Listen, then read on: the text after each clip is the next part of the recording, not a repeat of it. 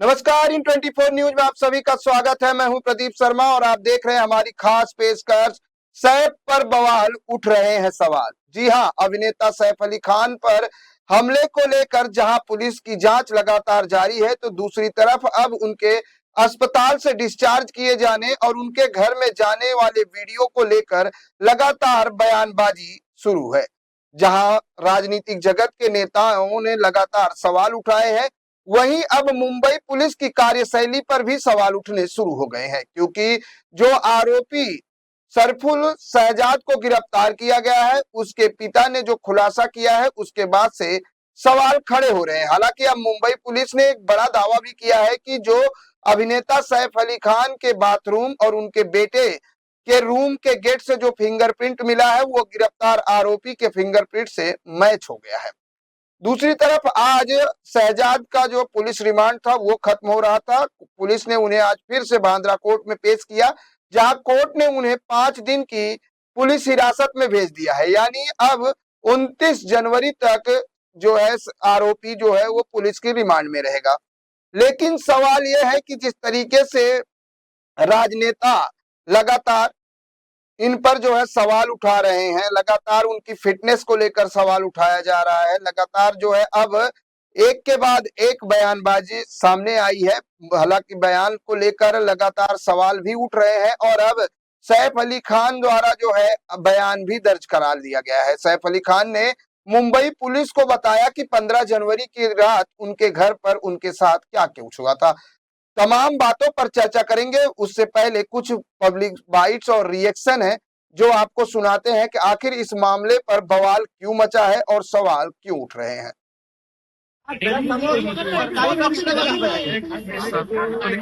दलील ऐसी दी गई है कि आज आज अरे कैप वाला कौन है, थोड़ा पीछे रहना यार। इन्वेस्टिगेशन जो नाइफ कहाँ से लाया है और फॉरेंसिक में उनको भेजना और जो उसके कोई साथीदार है या नहीं है उनका पॉइंट ऑफ व्यू से इन्वेस्टिगेशन करने के लिए उनको ये दलीलें दी गई। आज कोर्ट में पहली बात लास्ट फर्स्ट रिमांड में सेक्शन बढ़ाने की बात जो ऐड करने जा रहे हैं पुलिस को आज ऐड नहीं किया है। बाकी उन्होंने जो इन्वेस्टिगेशन का मेरे ख्याल से जो लास्ट टाइम उन्होंने आरोपी का वेपन है वो रिकवर कर लिया गया है। उनके जो फॉरेंसिक जो भेजना चाहिए था उनको उन्होंने सारी चीजें सेट कर दी। इन्वेस्टिगेशन के पॉइंट ऑफ व्यू से जो पुलिस कस्टडी मिलनी चाहिए थी, आज कोई सफिशिएंट रीजन नहीं था पुलिस कस्टडी मिलने के लिए। लेकिन ऑलरेडी मैंने एक पॉइंट रेज किया है कि वेपन रिकवर एक्यूज की presence is not required if custody is when required when the accused need to be shown something. तो आपने सुना कि ये जो वकील है, बचाव पक्ष के वकील थे, उन्होंने साफ तौर से बताया कि आज बांद्रा कोर्ट में क्या कुछ हुआ। उन्होंने साफ तौर से कहा कि पुलिस की जो रिमांड मांगने की याचिका थी वो पहली ही याचिका की तरह थी। हालांकि अब इस पूरे खासों में चर्चा के लिए हमारे साथ कुछ खास मेहमान जुड़े हैं, हम उनसे आपको मिलाते हैं, फिर चर्चा शुरू करते हैं। हमारे साथ जुड़े हुए हैं एडवोकेट इंद्रपाल सिंह जी, जो राजनेता भी है और वरिष्ठ वकील भी है। इंद्रपाल जी, बहुत बहुत स्वागत है।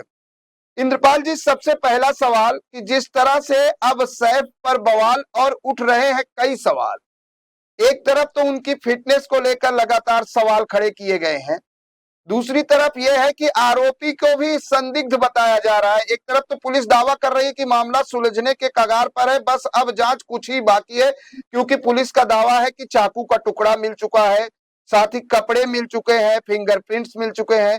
ऐसे में क्यों इस तरह के सवाल खड़े हो रहे हैं? इस सवाल पर क्या कहेंगे? नहीं, मैं कहूंगा कि देखिए, पुलिस ने आरोपी को जल्द पकड़ा है और ये मुंबई पुलिस की कामयाबी है।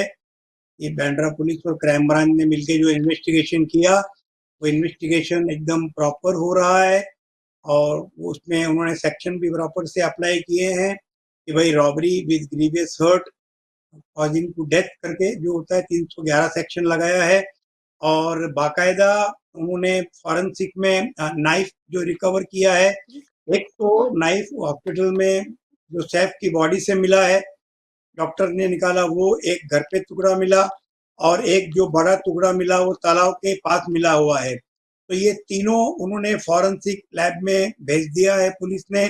उसके बाद में पुलिस ने जांच करते हुए जो कपड़े बरामद हुए हैं उसके वो भी फॉरेंसिक लैब में भेजे हैं।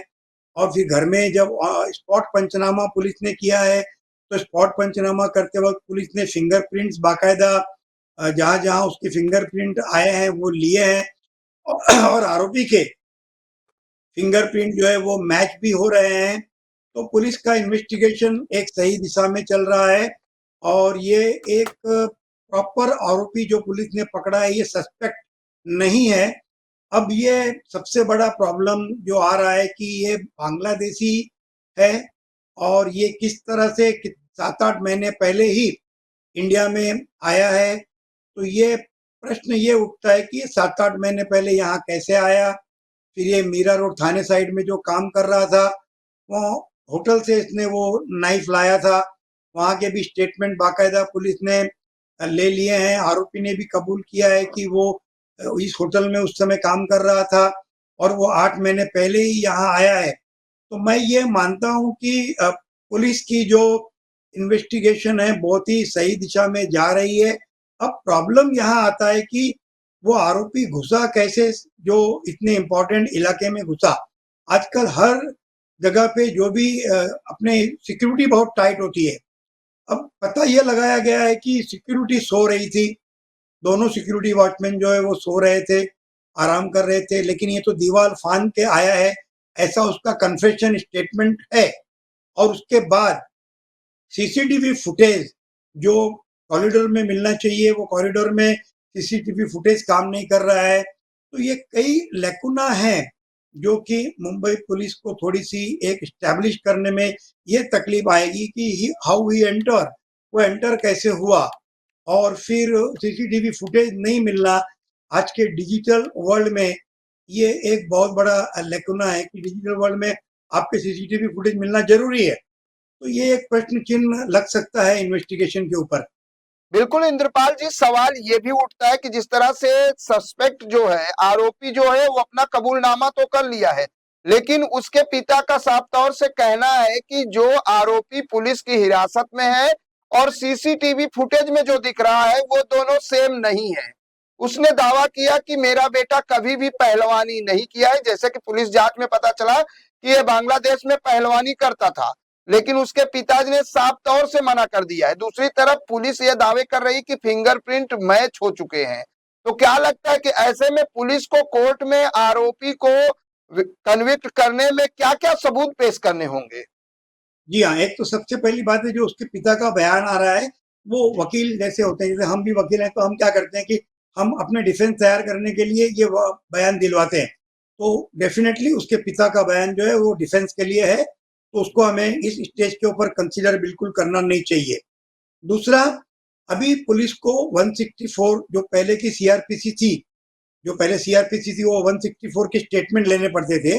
मैजिस्ट्रेट के सामने कुछ स्टेटमेंट कराने बहुत जरूरी है, तो वो स्टेटमेंट लेने बहुत जरूरी है ताकि आरोपी को कन्विक्शन हो सके और ये केस पूरी तरीके से खड़ा हो सके।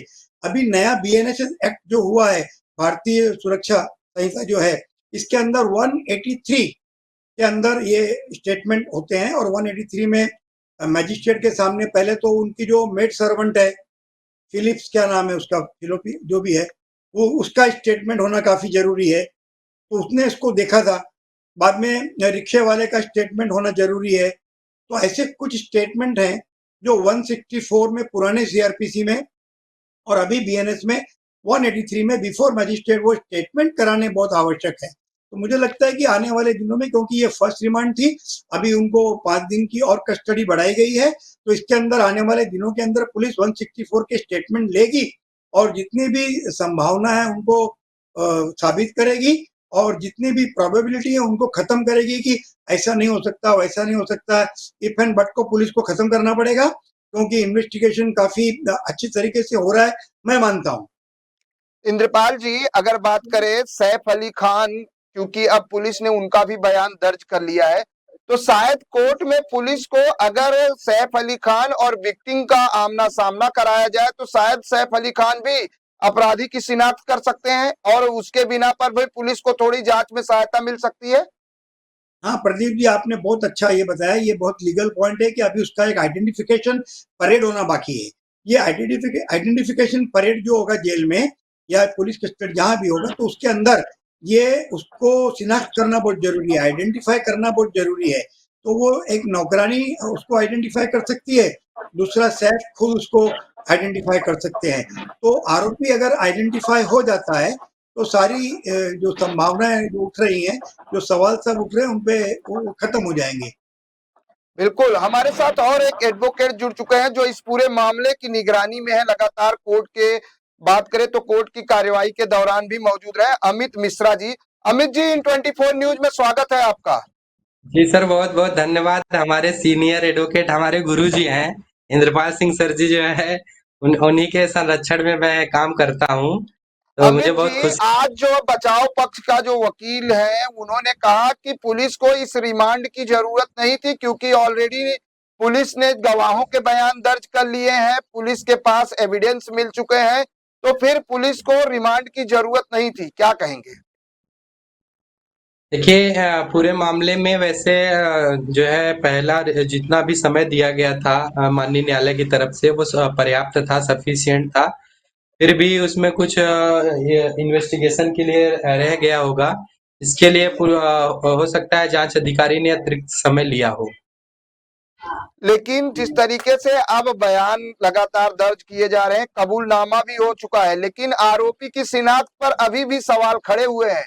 उसके पिता का जो बयान आया है कि मेरा बेटा जो सीसीटीवी फुटेज में वो आरोपी और गिरफ्तार हुआ आरोपी दोनों सेम नहीं है। देखिए, मैंने भी ऐसे कई जो है समाचार पत्रों में देखा है, कई जो वायरल फोटो था, एक वायरल फोटो था, वो उस वायरल फोटो के चेहरे से और ये पकड़े गए जो है आरोपी, जो पकड़ा गया है आरोपी जो दावा। बिल्कुल, शायद टेक्निकल प्रॉब्लम हो गई। अमित जी जो संपर्क हमारा टूट गया। हमारे साथ इंद्रपाल जी हैं। इंद्रपाल जी, जिस तरह से बॉलीवुड गलियारों की अगर बात करें, लगातार जो है एक सेलिब्रिटी पर इस तरह से हमला करना, और जो कांग्रेस अध्यक्ष है नाना पटोले, उन्होंने महाराष्ट्र की सुरक्षा व्यवस्था पर सवाल उठाया है। उन्होंने कहा कि अगर ऐसा ही चलता रहा तो एक दिन बॉलीवुड इंडस्ट्री मुंबई छोड़ देगी और महाराष्ट्र को बहुत बड़ा नुकसान होगा। नहीं, मुंबई जो है माया नगरी है, और ये इक्का दुक्का ये छोटे मोटे जो हो रहे हैं, ये जो अटैक हुआ है, ठीक है, मैं मानता हूँ कि ये सीरियस अटैक है। इसमें हमको ये हम पुलिस सीरियसली ले रही है और पुलिस ने अपना काम बड़ा अच्छी तरीके से किया है। ये विरोध पक्ष के लोगों को बोलने के लिए यही है कि उनको विरोध करना है। अभी जो सलमान खान को भी आ रही है, धमकियां आ रही हैं बिश्नोई से, तो उसके लिए प्रॉपर मेजर्स लिए गए हैं। उनकी सुरक्षा बढ़ा दी गई है, उनको जेट सुरक्षा दी गई है। उसके अलावा उनके घर के बाहर अभी एक चौकी बिछा दी गई है पुलिस की, और भी जो मेजर्स हैं, आपने देखा बुलेट प्रूफ ग्लास वगैरह लगा दिए गए हैं। और पुलिस चौकन्नी है, अपना पुलिस पूरी सावधानी बरत रही है। They are the highest tax payer, और हमारा काम है उनकी सुरक्षा करना, और उनकी सुरक्षा हमारे लिए सर्वप्रिय है। बॉलीवुड का छोटा एक्टर हो या बड़ा एक्टर हो, उन सबकी सुरक्षा करना महाराष्ट्र पुलिस, मुंबई पुलिस और महाराष्ट्र सरकार की एक जवाबदारी बनती है। और उस जवाबदारी के लिए ये सरकार पूरी सक्षम है और मुंबई पुलिस पूरी सक्षम है। और आने वाले दिनों में, और जैसे अभी सैफ अली खान को भी और एक सुरक्षा प्रदान कर दी गई है, तो जहां भी खतरा लगेगा वहां सुरक्षा प्रदान कर दी जाएगी, और सुरक्षा प्रदान करना हमारा काम है। हम ये देखेंगे कि किसी तरीके से कोई भी आरोपी अपने मकसद में कामयाब ना हो, उसके लिए पूरा प्रयत्न महाराष्ट्र सरकार करेगी। देखिए इंद्रपाल जी, इस मामले में कई सवाल अभी भी सवाल के घेरे में इसलिए हैं क्योंकि जिस तरीके से पूरे घटनाक्रम का सिर्फ एक सीसीटीवी फुटेज सामने आया है। आखिर दीवार फांद कर आरोपी गया अंदर, सीसीटीवी फुटेज सिर्फ जो है एक आए हैं। क्या लगता है कि आज के जमाने में एक हाई फाई सोसाइटी और हाई फाई इलाके में अगर है और वहां पर इस तरह की सुरक्षा व्यवस्था में चूक होती है, इसे कितनी बड़ी लापरवाही मानते हैं? निसंदेह ये एक लापरवाही है, जो सत्य है उसको नकारा नहीं जा सकता। और ये सामने आया है कि उनके कॉरिडोर का सीसीटीवी नहीं चल रहा था, उनके गेट का सीसीटीवी नहीं चल रहा था, और सीसीटीवी बड़े पुराने थे। तो ये इसमें हर नागरिक की अपनी भी एक जवाबदारी बनती है। अगर मैं किसी सोसाइटी में रहता हूँ तो मेरी ये जवाबदारी बनती है कि मैं अपनी रक्षा खुद करूं। जो आदमी अपनी खुद की मदद नहीं कर सकता, भगवान भी उसकी मदद नहीं करते, ये तो गीता में लिखा है। तो इसके लिए हमको पहले तो ये एक जागरूक नागरिक बन के रहना चाहिए, और जागरूक नागरिक बनने के लिए हमें ये जरूरी है कि हम अपने परिसर में ये देखें कि हमारे सीसीटीवी कैमरे बराबर लगे हुए हैं, और हमारे जो सिक्योरिटी गार्ड अपॉइंट हुए हैं, हमारी सोसाइटी ने जो सिक्योरिटी गार्ड रखे हैं, मालूम पड़ा डे में हमारे यहाँ सर्विस कर रहे हैं, नाइट में कहीं और कर रहे हैं, 3-3 शिफ्ट वो बेचारे करते हैं, तो वो अक्सर सोए हुए मिलते हैं। जो कि इस केस में भी यही हुआ, किसी से जो सुरक्षा कर्मी थे, जो सिक्योरिटी गार्ड थे, वो बेचारे सोए हुए हालत में थे। तो ये काम तो सोसाइटी का है, सोसाइटी के सेक्रेटरी, चेयरमैन, वहां के रहने वाले मेंबर्स का है। तो ये सभी मैं आज आपके चैनल के माध्यम से हर सोसाइटी के लोगों को बोलना चाहूंगा कि आप जिन्हें भी अपने यहाँ सिक्योरिटी गार्ड रखते हैं, उनकी पूरी तरह जांच करके रखें। चलिए और ये इंद्रपाल देखें जी, कि इंद्रपाल जी आपको रोकना चाहेंगे। हमारे पास 2-3 मेहमानों की बाइट्स है। शिवसेना सांसद पूर्व सांसद संजय निरुपम की अगर हम बात करें तो उन्होंने सैफ अली खान के फिटनेस पर सवाल उठाया है। क्या कुछ कहा है संजय निरुपम ने, आइए सुन लेते हैं, फिर चर्चा करते हैं। लेकिन जिस तरीके से 4 दिन के अंदर वो अस्पताल से डिस्चार्ज होके आते हैं और एकदम फिट अवस्था में, एकदम हेल्दी स्वरूप में आते हैं, उसने हमारे मन में कुछ सवाल खड़ा किया। सवाल इसलिए खड़े हुए क्योंकि डॉक्टरों ने उस समय कहा था कि सैफ अली खान एक लहूलुहान अवस्था में आए थे, ये तो ऑटो वालों का भी बयान था। और दूसरी बात, उनकी पीठ में रीढ़ की हड्डियों के पास कोई 2.5 इंच तक एक चाकू घुस गया था अंदर, और फिर लोगों लगभग 6 घंटे तक का ऑपरेशन चला था, और शायद 35 लाख रुपए का बिल भी भरा गया है। तो 6 घंटे के ऑपरेशन जिसका हुआ, वो 4 दिन के अंदर इतनी फिट अवस्था में वापस आ जाएगा, यानी इतना फास्ट रिकवर करेगा, ये थोड़ा हमको, हमारे मन में सवाल खड़ा करता है। लेकिन जिस तरीके से अस्पताल से डिस्चार्ज होके आते हैं, उसको देखने के बाद ये सवाल जरूर मन में उठता है कि सचमुच वो कितना घायल थे, सचमुच वो जो इंजरी थी वो किस लेवल की थी, ये सवाल उठता है। और इसका जवाब लीलावती वालों को देना पड़ेगा और परिवार को देना पड़ेगा। तो आपने सुना कि किस तरह से संजय निरुपम ने सवाल खड़े किए हैं। उन्होंने कहा कि 6 घंटे का ऑपरेशन और 6 चाकू से वार, 2.5 इंच का चाकू टुकड़ा शरीर में रह जाता है, और 4 दिन में सैफ अली खान डिस्चार्ज हो जाते हैं। इस तरह का सवाल है। चलिए आपको सुनाते हैं बीजेपी के नेता और महाराष्ट्र सरकार के मंत्री नितेश राणे ने क्या कुछ कहा है, आइए आपको सुनाते हैं। बांगलादेश वाले काय करतात त्या मुंबईमध्ये, त्या सैफ अली खानच्या घरात घुसले, म्हणजे नालायक बघा किती आहेत। पहिलं फक्त नाक्यावर उभं राहायचे, आता घरात घुसायला लागलेले आहे। कदाचित त्याला घेऊन जायला आले असतील, हे घाण लेकी जाऊ मारत जायला तो एवढा तो असा बाहेरून चालत होता, मलाच संशय राहिला का घरात चाकू मारला की ह्यांनी कुठेतरी असंच ऍक्टिंग करून बाहेर निघाला, असं टून टून टून करून असतंय ते। पण आजूबाजूला बघा, जेव्हा कुठल्या खानवर त्रास होतो, कुठला शाहरुख खान असेल, सैफ अली खान असेल, बघा सगळे कसे टिवटिव करायला लागतात। पण कुठल्या हिंदू कलाकारावर, कुठल्या त्या सुशांत सिंग राजपूतवर काय झालं, तो तुझा मुंबऱ्याच्या जितो नाही आला बिळाच्या बाहेर। ही तुमच्या बारामतीची ताई नाही आली तेव्हा बाहेर, तिला बरोबर सैफ अली खानचीच चिंता आहे, शाहरुख खानच्या मुलाचीच चिंता आहे। तो आपने सुना कि किस तरह से कैबिनेट मंत्री नितेश राणे ने सैफ अली खान के फिटनेस पर और इस पूरे हमले पर सवाल खड़े किए हैं। क्या कहेंगे इंद्रपाल जी? एक तरफ तो डॉक्टर की रिपोर्ट आ रही है जिसमें यह साबित किया जा रहा है कि लीलावती हॉस्पिटल में उनका ऑपरेशन हुआ है, 6 घंटे तक चला है और वो गंभीर रूप से इंजर्ड थे। दूसरी तरफ जो है बीजेपी के विधायक और मंत्री कहते हैं कि ये हमला था या एक्टिंग थी, वो तो टुन टुन डांस कर रहे थे।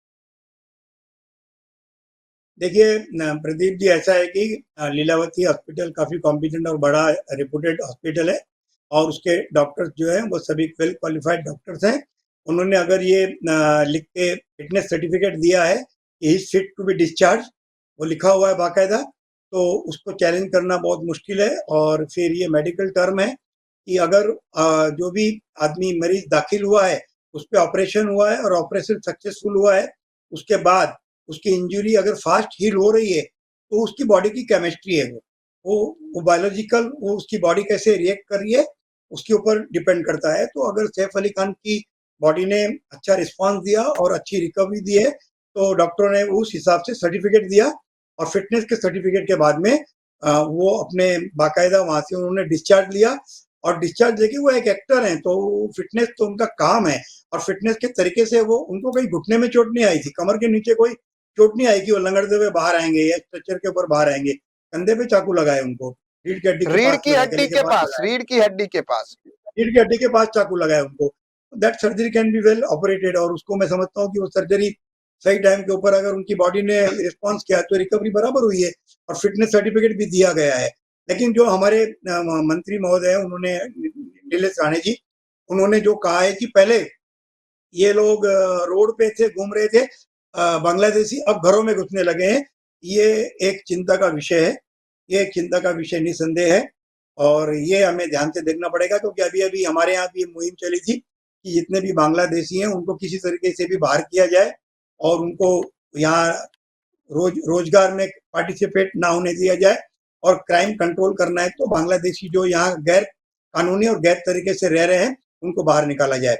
मैं संजय निरुपम जी ने जो भी कहा उससे भी मैं सहमत नहीं हूँ कि जो उन्होंने अभी कहा कि 4 दिन के अंदर ये कैसे हो गया रिकवर, तो 4 से 5 दिन के अंदर अगर सर्जरी होकर रिकवरी होती है तो फिटनेस सर्टिफिकेट के आधार पे हुई है। तो ये सब बयानबाजी करने से हमें परहेज करना चाहिए।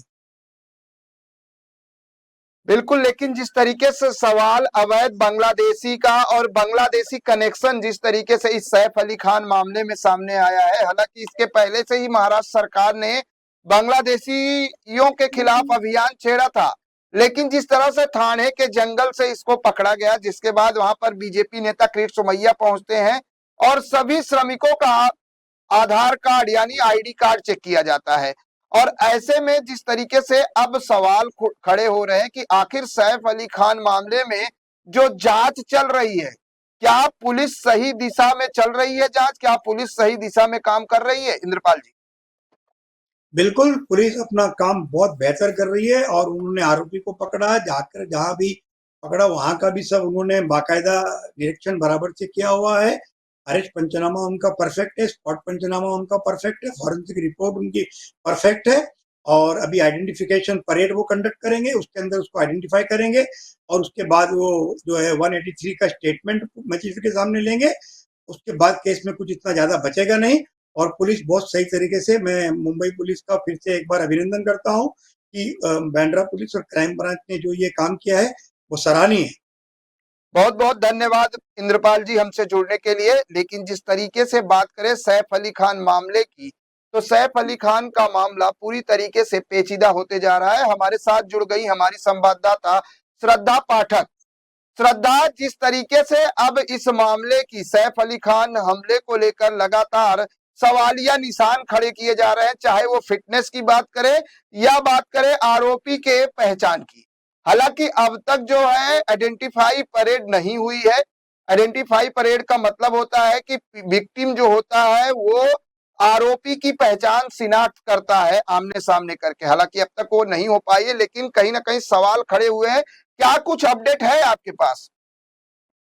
जी बिल्कुल प्रदीप जी, अपडेट ये आ रही है कि आज आरोपी शरीफुल्ली को पेश किया गया था बांद्रा कोर्ट में। वहां पे वकीलों का कहना है कि और कोर्ट का भी कहना है कि कोर्ट ने पुलिस से सख्ती के मामले कोर्ट ने ऐसी पुलिस वालों को बोला है कि सख्ती से पुलिस वाले इस मामले में जांच करें। और अपडेट ये आ रही है कि शरीफुल को 29 जनवरी तक के पुलिस कस्टडी में भेज दिया गया है। इन 5 दिनों की पुलिस कस्टडी में कोर्ट जो है पुलिस को आदेश दिया है कि सख्ती से मामले की जांच करें और पुख्ता इंतजाम करके ही शरीफुल्लाह को नेक्स्ट टाइम कोर्ट में पेश किया जाए। शरीफुल जो है उनके पिताजी का बांग्लादेश से कहना है कि उनका जो बेटा है वो नहीं है जो सीसीटीवी कैमरे में सैफ अली खान पर हमला करता हुआ दिख रहा था, यानी कि 15 जनवरी की रात सैफ अली पर जो हमला हुआ था, उस हमले में वो आरोपी नहीं है जो फिलहाल अभी आज दिखाया गया है कोर्ट में। तो ऐसे एक बहुत तरफ से तो श्रद्धा, एक तरफ मुंबई पुलिस दावा कर रही है कि फिंगरप्रिंट मैच हो चुके हैं, कपड़े बरामद हो गए हैं, और साथ ही ये भी कहा जा रहा है कि जो चाकू का तीसरा पार्ट था वो बांद्रा तालाब के पास मिल गया है। यानी पुलिस की जांच जो है ये माना जाए कि अब अंतिम चरणों पर है। जी बिल्कुल, आप एकदम सही कह रहे हैं कि कोर्ट का कहना है कि और पुलिस वालों को भी फिंगरप्रिंट्स मिले हैं, खून से लथपथ कपड़े भी मिले हैं। लेकिन प्रदीप जी, सवाल यहाँ पर ये उठता है कि अगर ये सारे पुख्ता जो सबूत हैं अगर वो पुलिस वाले को मिले हैं, तो बांग्लादेश से शरीफुल के पिताजी का जो कहना है कि 15 जनवरी की रात शरीफुल ने जो आरोपी सैफ अली खान पर हमला किया था, वो आरोपी जो सीसीटीवी में देखा गया है और आज जो कोर्ट में शरीफुल पेश किया गया है, वो दोनों अलग-अलग हैं। तो ये काफी संदिग्ध मामला है। कोर्ट ने आदेश दिया है इस पे बहुत ही सख्ती से जांच करने के लिए। शरीफुल की जो कस्टडी डेट है, पुलिस कस्टडी डेट, उसे बढ़ा दी गई है 5 दिन तक के लिए और 29 जनवरी तक शरीफुल पुलिस कस्टडी में रहेगा। इन दौरान पुलिस बहुत ही सख्ती से जांच करने वाली है। पुलिस बिल्कुल इस मामले में काफी दिन हो चुके हैं, लेकिन पुलिस जो है वो बहुत बिल्कुल, अच्छे से पुलिस अपनी कोई भी कोताही नहीं बरतना चाहती है, पुलिस बड़ी ही बारीकी से जांच कर रही है श्रद्धा। लेकिन सवाल ये है कि जिस तरह से हॉस्पिटल की रिपोर्ट आई है, उस रिपोर्ट में क्या कुछ खुलासे हुए हैं, क्योंकि लगातार फिटनेस को लेकर सवाल खड़े हो रहे थे कि आखिर सैफ अली खान को कौन लेके गया था। इन तमाम चीजों का जो रिपोर्ट आई है उसमें किस तरह का खुलासा हुआ है?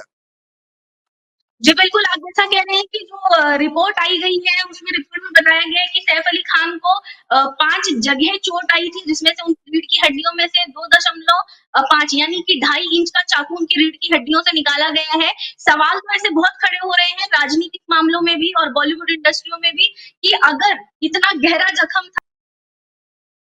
बिल्कुल, हमारे साथ जुड़ गए हैं एक डॉक्टर हैं, आपको बता दें कि आर्थोपेडिक सर्जन है डॉक्टर मितेश सेठ जी।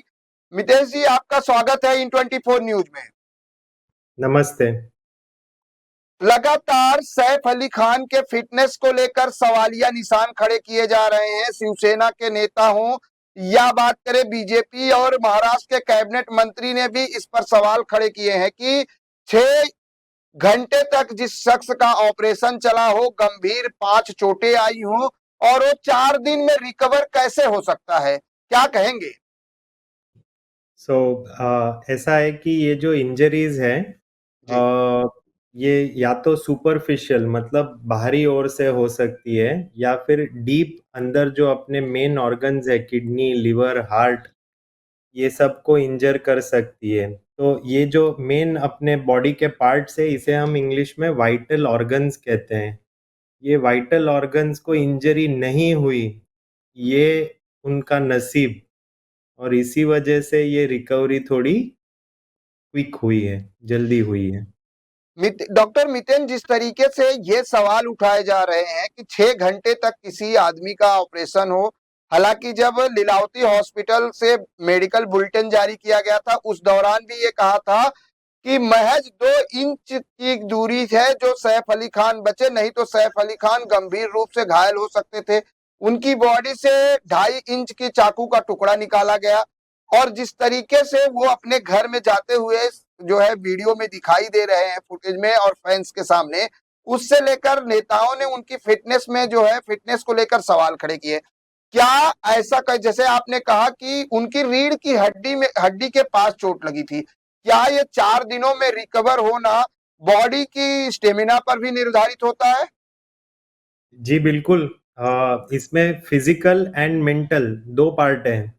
जो पेशेंट्स मेंटली एकदम स्ट्रांग रहते हैं, तो अगर उनकी इंजरी की मात्रा ज़्यादा ना हो तो वो और भी जल्दी रिकवर हो सकते हैं। लेकिन जिस तरीके से सवाल उठाए जा रहे हैं उस पर क्या कहेंगे, क्योंकि अब तो मेडिकल रिपोर्ट भी आ चुकी है, मेडिकल बुलेटिन जारी हुआ, अस्पताल से डिस्चार्ज हुए और आज रिपोर्ट आई है जिसमें 5 जगह पर सैफ अली खान के चोट लगने की खबर भी सामने आई है और पूरी डिटेल दी गई है। क्या कहेंगे इस तरह के ऑपरेशन को लेकर? क्या जो लोग सवाल उठा रहे हैं उनको किस तरह से जवाब देंगे? तो ये हमारे प्रोफेशन में स्पेशली अगर फाइन वर्क, छोटा काम करना है, प्लास्टिक सर्जरी जो सर्जन इन्वॉल्व थे उनके सर्जरी के लिए, ये एक ऐसी ब्रांच है हमारी सर्जिकल स्पेशलिटी की जो बहुत बारीकी से करते हैं वो, और उन्हें हमेशा ज़्यादा टाइम लगता है। तो अब सर्जरी या टोटल प्रोसीजर टाइम अगर ज़्यादा भी हुआ हो, तो वो ज़रूरी नहीं है कि वो इंजरी या प्रॉब्लम ज़्यादा थे। उसके रिजल्ट्स अच्छे आने के लिए बारीकी से काम किया गया है, इस वजह से ज़्यादा टाइम सर्जरी को लग सकता है। इंद्रपाल जी क्या कहेंगे डॉक्टर मितेज के बयान पर? बिल्कुल, उन्होंने कहा कि जो इंजरी हुई है वो वाइटल पार्ट पे नहीं हुई है, इसीलिए जल्दी रिकवर हुआ है और पेशेंट की मेंटल और फिजिकल कंडीशन के ऊपर भी डिपेंड करता है कि किस तरह वो रिकवरी को रिस्पॉन्स करता है।